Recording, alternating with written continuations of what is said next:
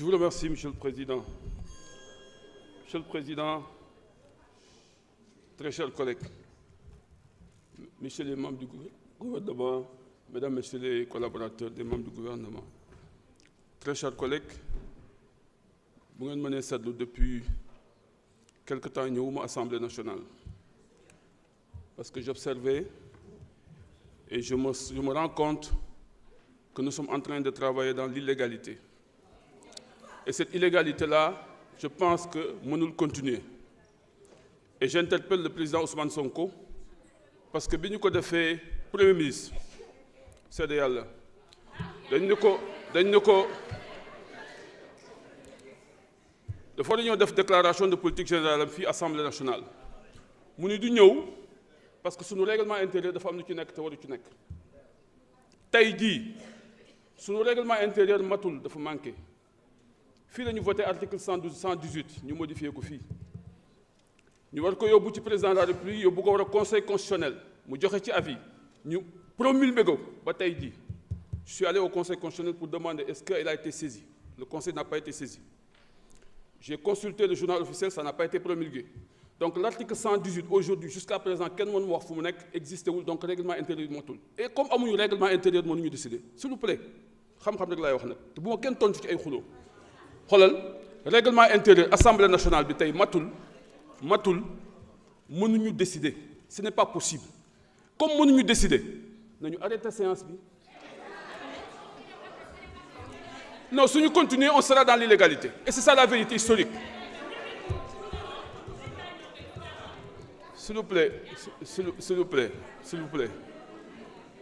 démb président Ousmane Sonko def na conférence de presse wax na ci attachement am ci république ci légalité très sincèrement lii du gàcce du dara mën na nekk njuumte nañu arrêté cette séance bi parce que règlement intérieur bu matul mënuñu ci décider ce n'est pas possible et DPG bi ñu waxee dañ koy def dañ ni dafa am lu ci nekk te waru ci nekk il faut ñu dindi ko pour mu ñëw yow mi yaa interpellé premier ministre nañu waxante li fi nekk te yàlla tax rek yow maa la liir non tudduma la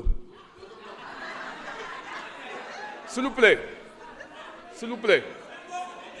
plaît beneen bi ci topp s'il vous plaît. Vous n'avez pas la parole s'il vous plaît.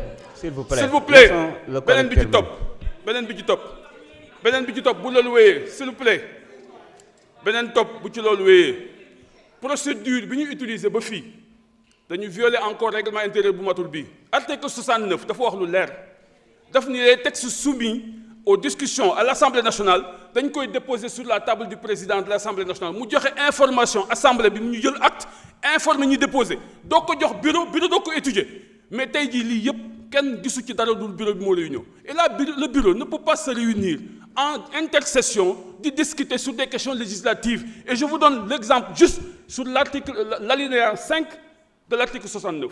Les propositions de loi doivent être examinées par l'Assemblée nationale lors de la session au cours de laquelle elles ont été déposées ou au plus tard au cours de la session ordinaire suivante ou d'une session extraordinaire convoquée à cet effet, sauf délégation donnée à la commission des délégations pour en délibérer dans l'intervalle des deux sessions.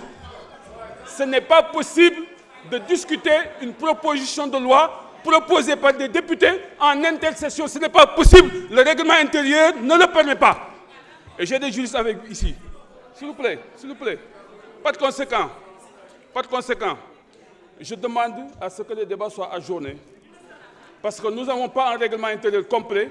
Et si on s'entête à vouloir foncer l'alinéa 5 de notre règlement intérieur de l'article 69 interdit la poursuite de ce débat parce que les propositions de loi ne sont pas possibles en intercession. Je vous remercie, Monsieur le Président. Jërëjëf, Monsieur le Président de la Commission.